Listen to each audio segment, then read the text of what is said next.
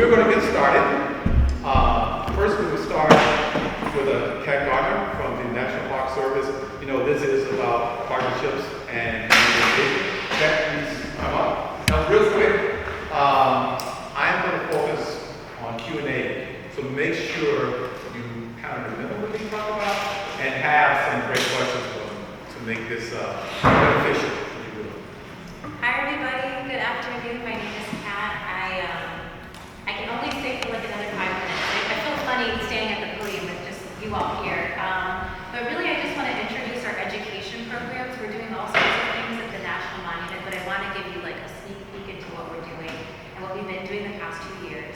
I gave you all our Junior Ranger book. The Junior Ranger book is a very iconic resource that like all national parks have.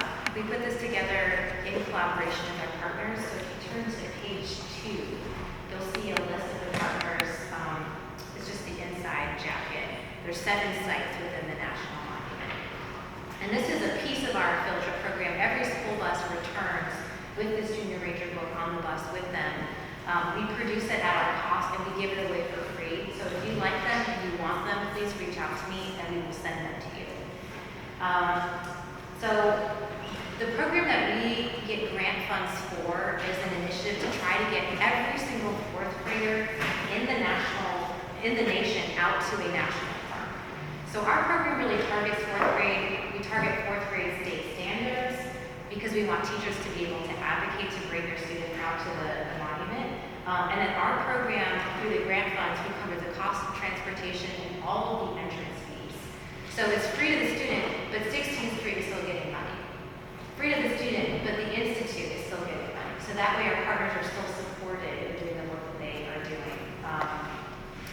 This past year we brought out 1,500 students. Next year we hope to bring out 2,500. So we're definitely growing every year. And the field trip program, just like our Junior Ranger book, has been a collaborative process. When the students come to Bethel, it's Dr. Boyer who teaches them about River Chelmsford. When they go to St. Paul, it's Miss Lynn, who you all met today, a parishioner of St. Paul, who teaches the students about St. Paul. So we really believe in each site telling their story.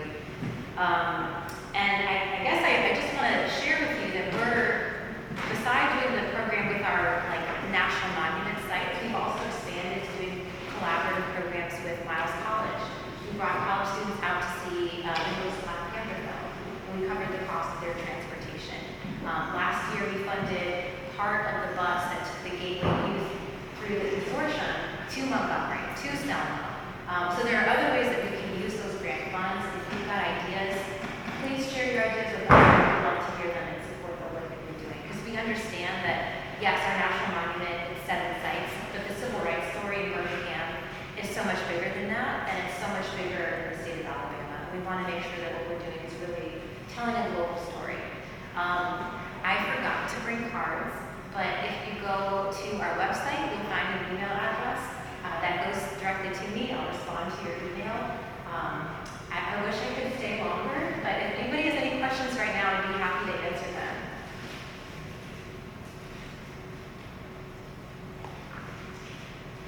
Okay.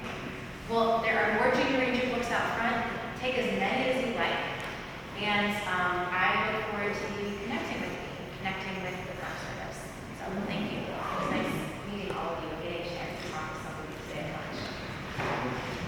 Thank you.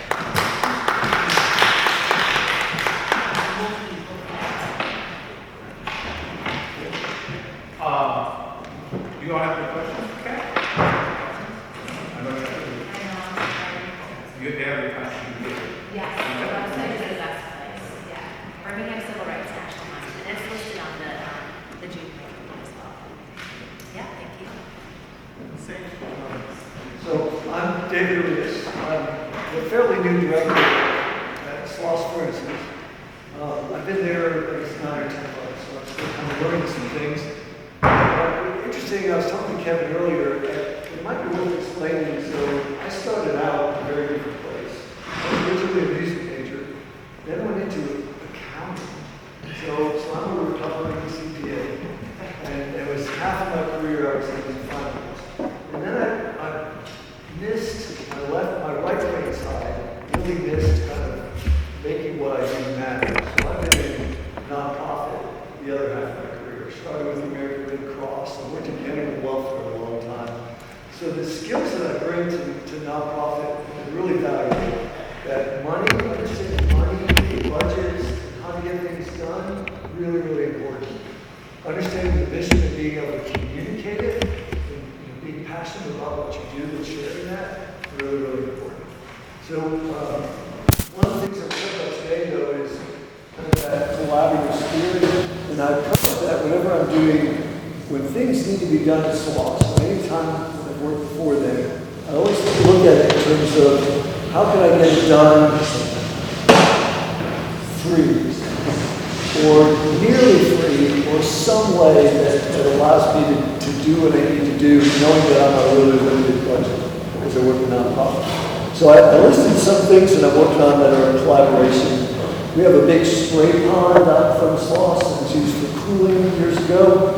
We used the partnership with the Boilermakers Union, and they used their apprentice program, and they fixed spray heads that had gotten clogged and damaged over the years. It didn't cost us a cent. Allows us to tout the Boilermakers and appreciation for what they do. It even has an interesting twist back in our history of union activism and fighting against that at SLOS. And we have a union at SLOS. Our metal workers are actually unionized. Anyway, interesting story there. We have a grant that we're applying for that combines historical preservation with civil rights. And in order to get the civil rights portion of it done right, we want to connect with the Birmingham Civil Rights Institute and others who can help make sure that when we tell that part of the story for the city of Birmingham in that time period, that we do it the right way and get that input from those people. The city of Birmingham, who owns SLOS as a national park, we partner with them in a number of things, but we did, I mentioned before, we've done some training for diversity, equity, and inclusion related to a summer program that we do when we work with youth from the Birmingham City Schools. Crane Works, Birmingham Temple Garden, we had a concert recently with a group of people who do a bigger festival in the fall, and a facet of that group of people who do really heavy metal music loved what we're trying to do and wanted to help us improve the site.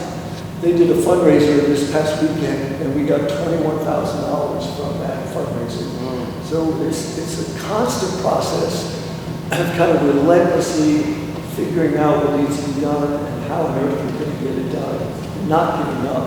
Because SLOS has been around as a park for nearly 50 years, and other than the money that they put into that site at the beginning, there hasn't really been any money since then. There's been no money since then that have put into the site. And I'm really worried about 10, 20 years down the road, what things are going to start falling down or we'll have to take down. So that's the inspiration that I have for keeping that site and its story that it tells. That's me briefly. This is David, a.k.a. the Money Man, a.k.a. Funds. This is probably the time to ask questions regarding funds. Yeah, I know a lot about that. You do? I have a fundraiser. He's a fundraiser. And a CPA. And a CPA. Any questions? None? He's a CPA. Yeah, this is not really a fundraising person, but organizations that do what we do, I think they should get internal audits. Is that something, CPA, not, you don't do audits? Yeah, no, that's a good question. So to what extent do you get independence and financial oversight over what your organization does? You know, that's kind of a board question, right? An audit is great, but audits are expensive. It could be, what, $12,000 or so, unless you get a firm who's willing to do the audit for a lower price because of your mission. You can also do this like lower levels, like you can get a review. It's not as detailed as an audit, so it's a lot less expensive. And generally speaking, that's a good alternative too, if you want to go that route. It's also really important to have people on the board who, they don't have to be CPAs, who really understand financial statements, and that your organization produces good, consistent, reliable monthly financials so that you're being transparent to your organization, your congregation, and that people on your board who know what to look for, who follow along as well. It's good governance. I asked one of our sites had an internal audit when we first started because there was a grant that provided some of that for them to do it. And we didn't jump on it then, but we needed to because I think everybody needs an internal audit before the real auditors come. That's my opinion on it. And we've been getting government grants and things, and I just think to protect us, we need to check it before somebody else comes to check it. That's just part of, I think that way, so you need to do preventive before something happens. So you answered quite a bit of what I was asking. Great. Our next presenter is Kevin King. Kevin, I know Kevin. He's from Montgomery. Again, this is about community engagement and partnerships. So, Mr. King. All right, thank you. All right, so I'm the executive director of the King's Canvas located in Montgomery. I usually like to start out by saying that I was a kid who grew up doing art. I was a sketch artist. Upon graduating, well-meaning adults basically said, pick a real major, get a real job, can't make any money doing art. So I went to Tuskegee University and majored in mechanical engineering. Trying to figure out how to use my art in mechanical engineering. That didn't work out so well. I ended up getting out of engineering and doing a bunch of cool stuff in between. I ran a nonprofit organization called Common Ground in the meantime. At some point while working at a lot of stuff happened, and my wife and my daughter, 10 years ago, I'm 44 now, I forget my age. You were 45 last session. Well, I'll be 45 or something. You're right, I was 45 last session. So I went back at age once. 34 years old, my wife and daughter bought me art supplies for Father's Day. My wife said, I'm taking away your excuses not to create. And so I started painting for the first time, and I started doing these art shows and these events, and I was invited by one friend of ours. But then I noticed that in broader Montgomery, I didn't see a lot of black artists. I didn't see a lot of black and indigenous people of color at all, in the art community. Everybody was hidden, everyone was underground. People would look at our stuff, who ran these institutions, and say, hey, the art is good, but it just doesn't fit our aesthetic. So we weren't allowed to be a part of certain things as a result of it. And so me being a person who don't really try to wiggle my way into people's spaces where I'm not wanted, I decided that it was time to kind of build our own platform and change the ecosystem a little bit. So I created the King's Canvas as a way to provide opportunity and access for underdeveloped and underexposed artists. We're located on the 7 Montgomery March Trail. This is significant because 2 blocks from us is where the Stars for Freedom rally happened. If you know anything, everyone who knows about the 7 Montgomery March knows that there were 4 campsites, right? The 4th campsite, we were 2 blocks from campsite 4, St. Jude, where the Stars for Freedom rally happened. The community was thriving around that time until the interstate came through and dismantled our black business district and a lot of homes. A lot of businesses were leveled, taken over due to eminent domain, and the interstate was run through our community, as well as 1,400 families being displaced at that time. Traffic rerouted to bypass our community and had drive since. And so I said, I went to Phoenix, Arizona. I learned about this term called creative placemaking, and the simple definition is using the arts to address issues of community and economic development. So I said, these strategies are working all over the nation.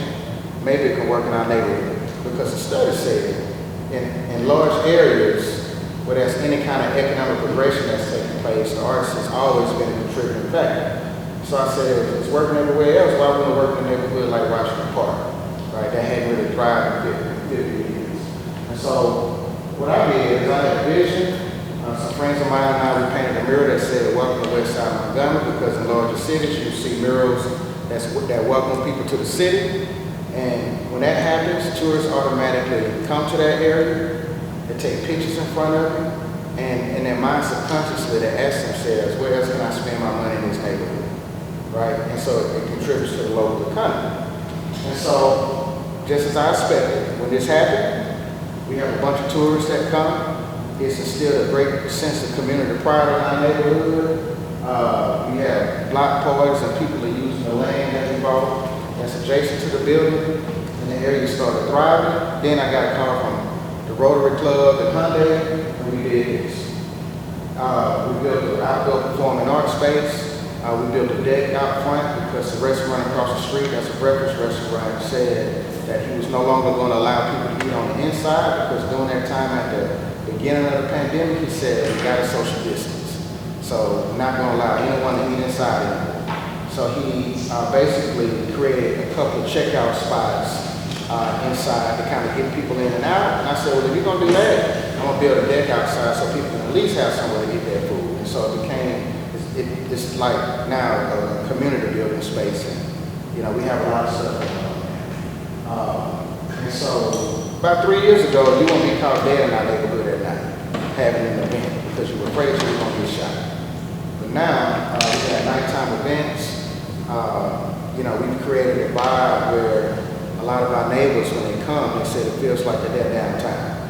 People have their lawn chairs and their blankets and their coolers and the music is playing.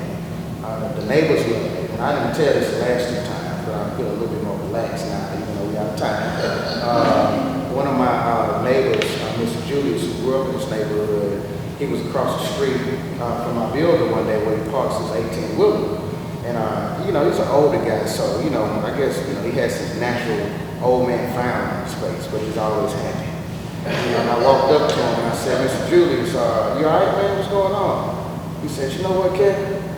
He said, man, this place was dead, but now it's alive. He said, this place had no pulse. And he flipped his wrist over, put his 2 fingers on his wrist, and said, this place is alive again. This place now has a pulse. And then he said this, now, I don't know what's going on. I just know the creative placemaker strategy said that this will work. This is my neighborhood. I've been serving this community since 2006. I lived in this neighborhood. We lived here for 12 years with my family. It's my hood. But Mr. Julius said, I never thought I'd live to see this in my lifetime. You know what I'm saying? And so the fact that this is happening in his neighborhood, and he's literally a block, like that middle section, you can't see it, but there's a stage farther back, but the next street over is where Mr. Julius' house is. One of my neighbors was about to build a fence because they didn't like the regular house that was right behind our stage. Mr. Julius came over there and he said, Kevin, if you build a fence, I'm going to come up there and I'm going to tear it down because I need to see that mirror when I step out on my porch. I want to see the performances when they're on that stage. I want to be able to participate in the activities that are going on at the King's Games. And so, you know, we have adults who come out and create. We've had children come out and utilize the space, but we also train teaching artists and we send them out at different schools so they can, you know, a lot of the schools can have art instructions, particularly the ones who don't have them, but the ones who do have art teachers, we try to provide whatever support that we can so those students can be able to have art exhibits, like real art exhibits outside what they do in the schools. And so for us, what's coming is the fact that we want to continue to do this community building thing. We recognize that right as Elijah. You've seen him walk around with the camera all day. But that day he was on our bed smoking a cigar and checking his emails. But for us, we run out of space in our new studio, so we have a larger space in the back. And as we speak, contractors are building that space out so we can have a larger space. And funding is always a huge issue. And so anyone in Montgomery who runs a nonprofit know that if you're black, it's even harder to get funded for a lot of reasons. We have to jump through a lot of extra that some of our counterparts don't have to jump through. And so for us, social enterprise and social businesses are a huge thing. Because we have a lot of tourism, we want to capitalize on the community dollars as well as the tourism dollars and to provide long-term sustainability for the organization by opening up a gift shop. So that's what we're doing. We're renovating space and opening up a gift shop. And our current studio space is going to turn into a gallery. We have people from all over who come through and they buy it. And we can basically generate some income from that too. Other than that, one of the things that I didn't mention, we We have entrepreneur classes, so we teach small business startup to a lot of our artists. We were involved in changing local policies that allow artists to not sell art on the street, to have the same access to downtown tourism, just as the brick and mortar businesses do. But there's a lot going on. But for us, we've created a space where the community can come in and gather, and we can engage the community in a place where it kind of gives a sense of place, and it's enhanced the quality of place for a lot of our neighbors, and it's brought a lot of people into the community that are able to engage as well. And we have a coffee shop and bookstore that's moving in, black-owned coffee shop and bookstore, and we also have a restaurant that's moving in, lunchtime restaurant. But for the sake of time, that's it. But yeah, that's what's going on.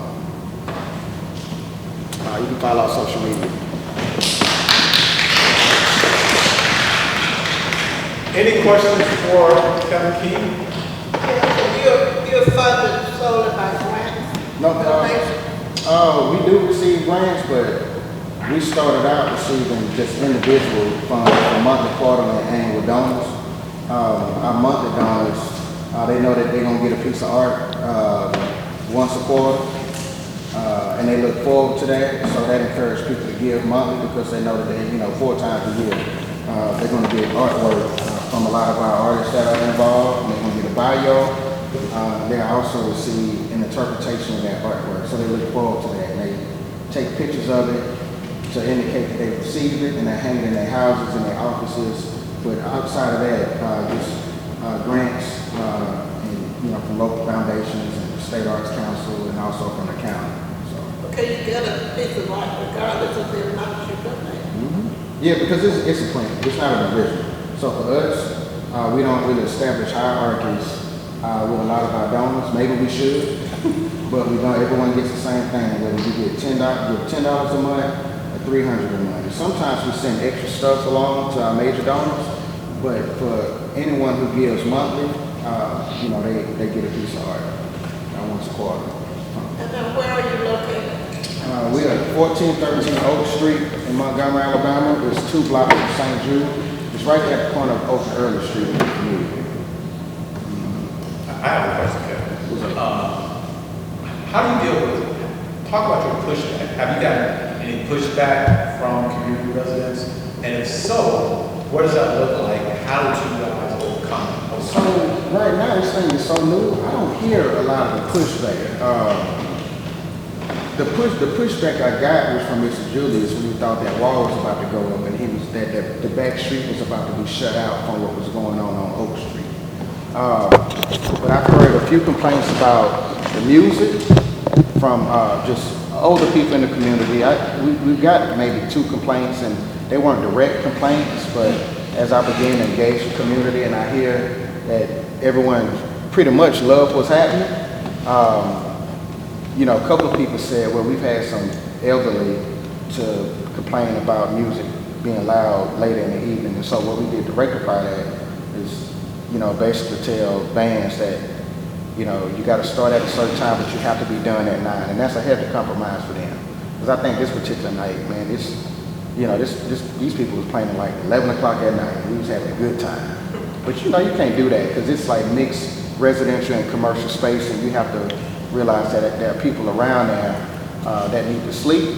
And I think we didn't understand that was happening because people who were around the vicinity of us, they were on their porches dancing. But it was some neighbors beyond that point on Early Street where Miss Harris and Miss Aberhart live. Some of the neighbors over there said they had some complaints because their grandchildren were visiting and they were trying to get some sleep. So. Who are your staff? Do you operate through your family, or do you have some support people helping? So only 2 full-time staff, me and my assistant. We have a bookkeeper on contract, and we do work with a lot of artists that we pay to go into the school system through grants. And so we mainly have contract labor. But the ongoing contract labor is our bookkeeper. And just 2 of us who employ full-time at the time. Yeah. And our budget is small. It's only like, $250,000 a year. So we can't really afford to hire another, full-time person right now, but we're working on it. And I was just at, living in Montgomery, I have seen the transformation, not just in Vulcan early, but it is migrating to different parts of the city. I look at murals completely different now in terms of how they can tell a story. I encourage people to use art to tell a story.